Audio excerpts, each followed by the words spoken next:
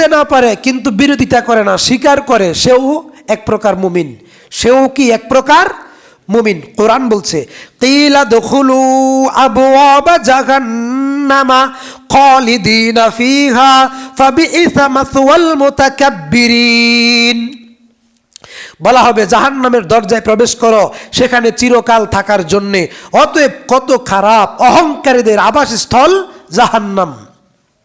তারপর আল্লাহ তাআলা সম্বোধন করছেন ওয়াসিকাল্লাযীনা তাকাউ রাব্বাহুম ইলাল জান্নাতি যুমারা হাত্তা ইযা জাউহা ওয়া ফুতিহাত আবওয়াবুহা ওয়া ক্বালা লাহুম খাযানাতুহা সালামুন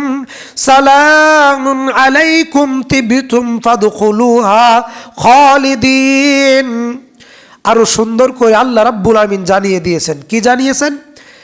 ওয়াসিকাল্লাযীনা তাকাউ রাব্বাহুম ইলাল জান্নাতি যুমারা। যারা তাদের রবকে ভয় করে। কাকে ভয় করে? এখন যদি একজন সাধারণ মুসলিমকে জিজ্ঞেস করি তুমি কি আল্লাহকে ভয় করো, সে বলবে অবশ্যই, কিন্তু আসলে তাকে নামাজে দেখা যায় না। আপনি বলেন তো তার এই সাক্ষ্যটা সত্য না মিথ্যা? একজন মানুষকে বলি যে আপনি দাড়ি রাখেন, বয়স তো 50 হয়েছে, রাখবো হুজুর রাখবো। আপনি কি আল্লাহকে ভয় করেন? জি করি। আচ্ছা, তার সাক্ষ্যটা কি সত্য না মিথ্যা? সত্য না মিথ্যা? মিথ্যা। একজন লোক যদি হারাম খায়, ওপেন হারাম খায়, ইবনে ওমর রাদিয়াল্লাহু তাআলা আনহু তিনি আবু তালহা রাদিয়াল্লাহু তাআলা আনহুকে জিজ্ঞেস করলেন আপনি কি আমাকে বলবেন তাকওয়া কি? তখন আবু তালহা বললেন জি বলবো। কি? তখন তিনি বলছেন কাঁটাযুক্ত একটা পথ, কাঁটাযুক্ত একটা পথ, অসংখ্য কাঁটা, কিন্তু এই পথটা, এই একটাই পথ, এক কদম ফালার, এক কদম মাটিতে ফেলার জায়গা খালি নাই, শুধু কাঁটা আর কাঁটা। কিন্তু এই একটাই পথ, এই পার থেকে ওই পারে যেতে হবে, এই প্রান্ত থেকে ওই প্রান্তে যেতে হবে। কিন্তু কিভাবে যাবে? আবু তালহা বলছেন তাহলে তুমি কিভাবে যাবে? তখন ওমর বলছেন আপনি বলেন কিভাবে যাবে? সে এমনভাবে কাপড়কে গুটিয়ে নিবে যেন কাপড়ে কোনো কাঁটা না লাগে, এমনভাবে ওই পথে পা ফেলবে, পা রাখবে যেন পায়ে কাঁটা না বিঁধে, কাঁটা না ফোটে। এটা কি সম্ভব? সম্ভব। এভাবেই যেতে হবে। উনি এই পথটাকে বুঝাইলেন হায়াত। এই পথটাকে কি বুঝাইলেন? হায়াত। আর ওই কাঁটাকে বুঝাইলেন পাপ। কি বুঝাইলেন? পাপ। এর নাম তাকওয়া। এই কাঁটাযুক্ত পথে এমনভাবে চলবেন যেন আপনার কাপড়ে আর আপনার পায়ে কাঁটা না লাগে। আর এই পৃথিবীতে আপনি, এই হায়াতে, এই পৃথিবীতে আপনি এমনভাবে চলবেন যেন কোনো প্রকার হারামে, মারাত্মক হারামে যেন আপনাকে না স্পর্শ করতে পারে। ওই পথটা যেমন আপনাকে পাড়ি দিতে হবে, অর্থাৎ মৃত্যু থেকে, জীবিত থেকে মৃত্যু পর্যন্ত গোটা সময়টাকে আপনাকে এইভাবেই কাটাতে হবে, যেভাবে আপনি সতর্কতার সাথে কাঁটাযুক্ত পথে চলবেন। এর নাম তাকওয়া। এর নাম কি? তাকওয়া।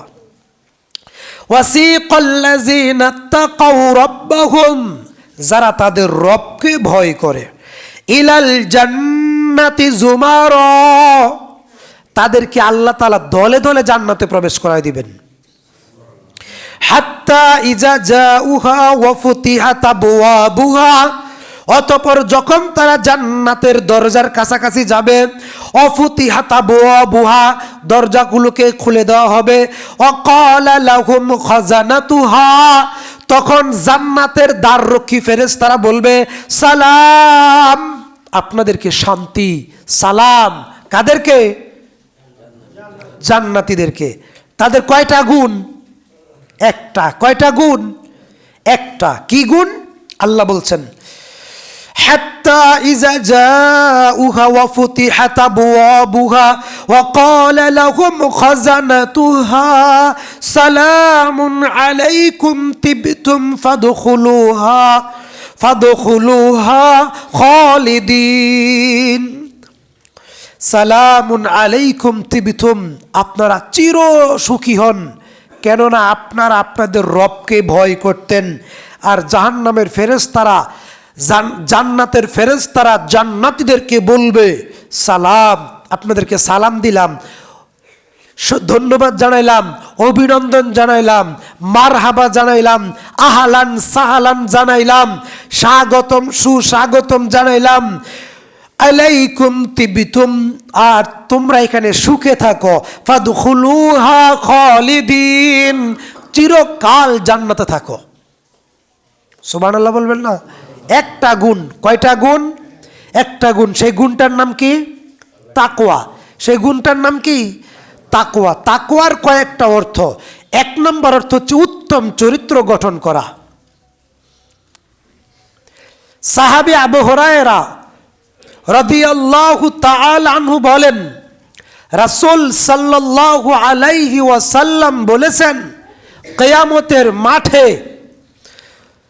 উত্তম চরিত্র রাতের বেলায় তাহাজ্জুদ, দিনের বেলায় নফল রোজা বিরতিহীনভাবে মৃত্যু পর্যন্ত পালন করলে ওই ব্যক্তির আমলনামায় যত নেকি লেখা হবে, কেউ যদি উত্তম চরিত্র গঠন করে এইভাবে মৃত্যু পর্যন্ত টিকে থাকতে পারে, তার আমলনামায় তার চরিত্র, ভালো চরিত্র, হুসনে খুলুক, উত্তম চরিত্র অন্য সকল ইবাদতের চাইতে নেকির দিক থেকে বেশি ভারী হবে। এটা কি? উত্তম চরিত্র। তাকওয়ার একটা অর্থ হচ্ছে কি? উত্তম চরিত্র। দুই নম্বর অর্থ হচ্ছে পরহেজগারিতা অর্জন। পরহেজগারিতা অর্জন। সাহাবী আবু হুরায়রা রাদিয়াল্লাহু তাআলা আনহু বলেন, রাসূল সাল্লাল্লাহু আলাইহি ওয়াসাল্লামকে বলতে শুনেছি, যে ব্যক্তি আল্লাহকে ভয় করে, কাকে ভয় করে? সে যেন রাতে জেগে ইবাদত করে। নিঃসন্দেহে যে ব্যক্তি রাতে জেগে ইবাদত করে সে তার গন্তব্যে পৌঁছে গেছে। আর আল্লাহর গন্তব্য, আল্লাহর সম্পদ বড় দামি, সেই সম্পদ জান্নাত। যে ব্যক্তি আল্লাহকে ভয় করে সে যেন তাহাজ্জুদের সালাত আদায় করে, আর যে তাহাজ্জুদের সালাত আদায় করে সে পরহেজগারিতা অর্জন করতে পারে, সে তার রবকে সন্তুষ্ট করতে পারে, আর মহান রব তাকে জান্নাত দিয়ে দিবেন। সুবহানাল্লাহ। তাহলে তাকওয়ার দুই নম্বর অর্থ হচ্ছে পরহেজগারিতা অর্জন। কি অর্জন? কি অর্জন? এখন তো আপনি 2টা পর্যন্ত আড্ডা দেন, দুনিয়া নিয়ে ব্যস্ত থাকেন, মোবাইল চালান, তাহাজ্জুদ পড়বেন কোন সময়? কোরআন বলছে, যারা আল্লাহর বান্দা বিছানা থেকে তাদের পিঠ রাতের বেলায় আলাদা থাকে। যারা কার বান্দা? আল্লাহর বান্দা। বিছানা থেকে তাদের পিঠ রাতের বেলায় আলাদা থাকে। তারা কি জেনা করে, মদ খায়, বাবা খায়, জুয়া খেলে? ইয়াদউনা রাব্বাহুম আনিল মাদাজি, তারা তাদের রবকে ডাকে আর চোখ দিয়ে পানি ঝরে। আল্লাহকে ঢাকে, আল্লাহকে ভয় পায়, জাহান্নাম থেকে বাঁচতে চায়। আর সাহাবায়ে কেরামের আদর্শ ছিল রাতের বেলায় তাহাজ্জুদ পড়তেন আর দাড়ি দেখতেন, যে আল্লাহ আমার তো দাড়ি পেকে যাচ্ছে, আমার শরীরের চামড়া তো থুবড়ে যাচ্ছে, কুচকে যাচ্ছে, শরীর তো দুর্বল হয়ে যাচ্ছে, আমি তো জিহাদের ময়দানে অবতীর্ণ হতে পারলাম না, যুদ্ধে শরীক হতে পারলাম না, আমি তো আমার জান আর মাল তোমাকে দিতে পারলাম না। আল্লাহ তুমি কি আমার উপরে সন্তুষ্ট না? তুমি তো আমার জান এবং মাল ক্রয় করলা না, আমি তো তোমার কাছে আমার জান এবং মাল বিক্রি করতে পারলাম না, আমি তো বৃদ্ধ হয়ে যাচ্ছি। আল্লাহ তুমি আমার জান এবং মাল ক্রয় করো, আমাকে যুদ্ধের ময়দানে কবুল করো, আমাকে তুমি শহীদে মৃত্যু দাও। সাহাবায়ে কেরামের বৈশিষ্ট্য ছিল এটা। তারা রাতের বেলায় তাহাজ্জুদ পড়ে সিজদায় গিয়ে চোখ থেকে অঝরে পানি ঝরতো, দাড়ি মুবারক বেয়ে বেয়ে পানি পড়তো, আর তারা পিঠ বিছানা থেকে আলাদা রাখতেন। আর আমার যুবকের মোবাইল টিপতে টিপতে ফজর হয়ে যায়, বয়ফ্রেন্ডের সাথে গার্লফ্রেন্ডের সাথে চ্যাটিং করতে করতে, রাজনীতি আলাপ করতে করতে, মিটিং করতে করতে, সিন্ডিকেট করতে করতে, দালালি করতে করতে, মদ খাইতে খাইতে, বিড়ি খাইতে খাইতে, বেনামাজির সাথে থাকতে থাকতে কিভাবে কি করা যায়, কি চিন্তা করা যায়, এই পরিকল্পনায় ফজর হয়। আর মুহাম্মদ সাল্লাল্লাহু আলাইহি সাল্লামের সাহাবীদের অভ্যাস ছিল দাড়ি ধরে দেখতেন, তাহাজ্জুদের নামাজে সেজদায় গিয়ে কাঁদতে কাঁদতে বেহুশ হয়ে যাইতেন। আল্লাহ, আমার জান, আমার মাল, আমার জীবন আমাকে তুমি কবুল করো, আমি তোমার কাছে বিক্রি করতে চাই জান্নাতের বিনিময়ে। সুবহানাল্লাহ। এটাই বলা হয়েছে ইয়াদউনা রাব্বাহুম, তারা তাদের রবকে ডাকতো, আনিল মাদাজি, বিছানা থেকে তাদের পিঠটা আলাদা থাকতো। সুবহানাল্লাহ। এটা ছিল সাহাবায়ে কিরামের বৈশিষ্ট্য। আর আমার যুবকদের বৈশিষ্ট্য কি? মোবাইল। জান্নাতে তো সহজ নয়। কোরআন বলছে ওয়াসিকাল্লাযিনা তাকাউ রাব্বাহুম ইলাল জান্নাতি যুমারা, ওয়াসিকাল্লাযিনা তাকাউ রাব্বাহুম, যারা তাদের রবকে ভয় করে। রবকে ভয় করার আরো একটা কাজ হচ্ছে, তাকওয়ার আরো একটা অর্থ হচ্ছে গোপন প্রকাশ্য সমস্ত পাপ ছেড়ে দেওয়া। গোপন প্রকাশ্য সমস্ত পাপ ছেড়ে দেওয়া। নিঃসন্দেহে যারা বিরিকর তারা আল্লাহকে সরিষা পরিমাণ ভয় পায় না, নিঃসন্দেহে কথা বলা যেতে পারে। তারা যদি বলে যে আমার বুকে কোরআন ধরে, আমার মাথায় কোরআন রেখে বলছি আমি আল্লাহকে ভয় পাই, তাদের দাবি তাদের মুখ পর্যন্তই ঠিক, মুখের বাইরে না। কারণ আল্লাহকে গোপনে এবং প্রকাশ্যে ভয় পেতে হবে। কেমন ভয়? কোরআন বলছে ইয়া আইয়ুহাল্লাযীনা আমানুত্তাকুল্লাহ হাক্কা তুকাতিহি, যেমন তাকে ভয় করা দরকার তিনি কঠিন শাস্তি দিতে পারেন, তিনি কঠিন জাহান্নাম দিতে পারেন। কোনো বেনামাজি যদি বলে যে আমি আল্লাহকে ভয় করি, এটা তার মুখ পর্যন্তই। সামান্য দেখেন ইদানিং কয়েকদিন মশার খুব উৎপাত, ঠিক না? একটু ধনী হলে ঘরের ভিতরে অ্যারোসেল স্প্রে করে, আবার কয়েল জ্বালায়, তারপরে আবার মশারি টানায়। সামান্য একটা মশার কামড় থেকে, মশার ব্যানব্যান থেকে বাঁচার জন্যে কত পদ্ধতি অবলম্বন। নাজ্জাতাল লিশাওয়া, পলিথিনের মধ্যে আগুন লাগলে পলিথিন জ্বলে পুড়ে যেমন দুমড়ে মুচড়ে কুচকে যায়, জাহান্নামীদের দেহের মধ্যে আগুন লাগলে কোরআন বলছে আল্লাযী তাত্তালিউ আলাল আফইদা, চামড়া পুরে, হাড্ডি মাংস পুরে, গোস্ত পুরে, মগজ পুরে, কলিজা পর্যন্ত পৌঁছে যাবে, থুবড়ে যাবে দেহ, কুচকে যাবে দেহ। কিসের আগুনে? রবের তৈরি করা আগুন, জাহান্নামে। তাহলে আপনি যে বলেন আপনি আল্লাহকে ভয় পান, তাহলে আপনার দাবি মিথ্যা, আপনার দাবি মিথ্যা। তাহলে মশার কামড় থেকে বাঁচার জন্য স্প্রে দিলেন, কয়েল জ্বালাইলেন, আবার মশারি টানাইলেন, অথচ জাহান্নাম থেকে বাঁচার জন্যে ফজরের সময়, এশারের সময়, জোহর আসর মাগরিবের সময় ওযু করে নামাজে আসতে পারেন না। আপনি বলেন আপনি মুসলিম, অথবা আপনি বলেন আপনি আল্লাহকে ভয় পান। মিথ্যা কথা বললেন আপনি। কোরআন বলছে তিবতুম ফাদখুলুহা আলাইকুম, দ্বাররক্ষী, ওয়াকালা লাহুম, জান্নাতের দ্বাররক্ষী ফেরেশতারা বলবে ওয়াকালা লাহুম খাজানাতুহা সালামুন আলাইকুম তিবতুম, তোমরা সুখী হও, সেখানে সুখে থাকো, তোমাদেরকে সালাম দিলাম, তোমাদেরকে আহলান সাহলান মারহাবা জানাইলাম। কারা জানালো? ফেরেশতারা। কাদেরকে? জান্নাতীদেরকে। যখন তারা জান্নাতে প্রবেশ করতেছে, ফাদখুলুহা খালিদিন, তোমরা সেখানে চিরকাল থাকবে। অতঃপর জান্নাতে যাওয়ার সময় তারা বলবে ওয়াকালুল হামদুলিল্লাহিল্লাযী সাদাকানা ওয়া'দা, ওয়াকালুল হামদুলিল্লাহিল্লাযী সাদাকানা ওয়া'দা, প্রবেশ করবে আর বলবে সমস্ত প্রশংসা কার? সমস্ত প্রশংসা কার? আল্লাহর। বলেন আলহামদুলিল্লাহ। ওয়াকালুল হামদুলিল্লাহিল্লাযী সাদাকানা ওয়া'দাহু, সমস্ত প্রশংসা আল্লাহ রাব্বুল আলামিনের জন্য, ওয়া'দাহু, যিনি তার ওয়াদাকে সত্য করেছেন। সুবহানাল্লাহ। আল্লাহর ওয়াদা সত্য না মিথ্যা গো? পৃথিবীতে কোনো জালেমদের চিহ্ন আছে? আছে? নাই। কোনো জালেমদের কোনো চিহ্ন নাই। অর্থাৎ নবীর বিরুদ্ধে, ফেরাউনের বিরুদ্ধে ছিল কোন নবী?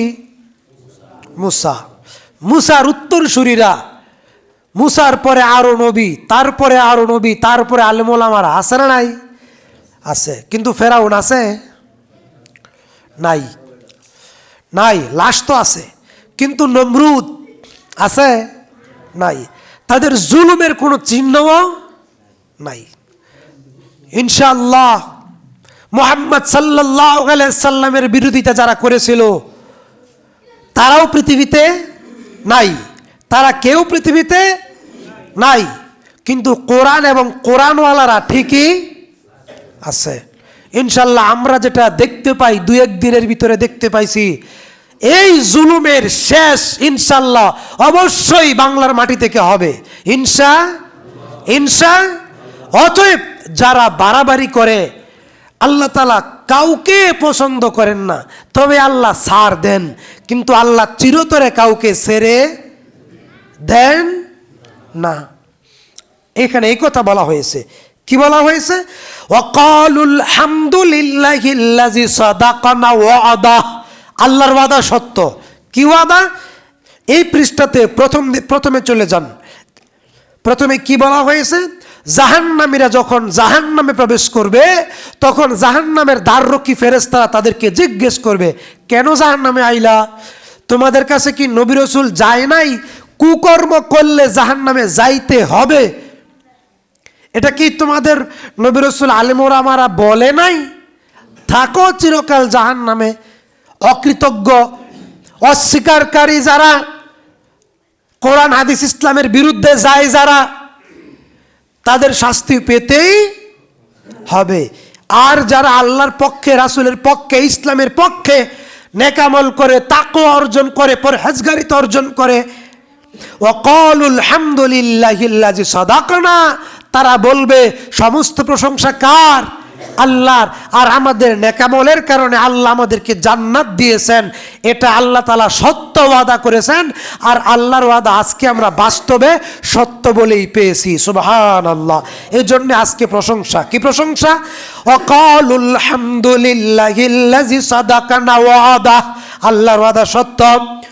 وأورثنا الأرض نتبوأ من الجنة حيث نشاء فنعم أجر العاملين। আল্লাহ তাআলা বলবেন, এই ভূমির অধিকারী অর্থাৎ এই জান্নাতের অধিকারী মুত্তাকিরাই হবে। কারা হবে? মুত্তাকিরা। মুত্তাকিরা মানে পরহেজগারিতা।